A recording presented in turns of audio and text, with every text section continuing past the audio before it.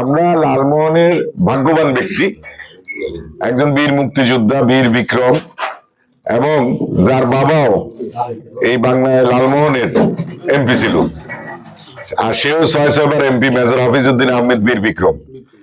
হাফিজ ভাই অত্যন্ত আসলে ভালো লোক এবং মার্জিত লোক। এই পিডাপিডি এগুলা মারামারি পছন্দ করে না, কখনই করে না। আর তার নেতৃত্বে লালমোহনে যে সময় ২০০১ সালে উন্নতি হয়েছে, যে উন্নতি হয়েছে, আর এখনকার উন্নতি আপনারা ব্যাখ্যা করলেই পাবেন, আপনারা মনে বিবেককে জিজ্ঞাসা করলেই পারবেন। এখন মেজর হাফিজ আমাদের নেতা, আমাদের নেতা মান্যই রাজনীতি করতে হবে। আমরা যা করি মেজর হাফিজের নেতা মান্যই রাজনীতি করতে হবে, এটা হলো সবচেয়ে বড় জিনিস, বুঝতে পারছেন? অতএব মেজর হাফিজ এখন আবার স্থায়ী কমিটির সদস্য হয়েছে, সম্মানিত স্থায়ী কমিটির সদস্য খালেদা জিয়া সদস্য করছে তারেক রহমান, আমাদের দেশেও নায়ক।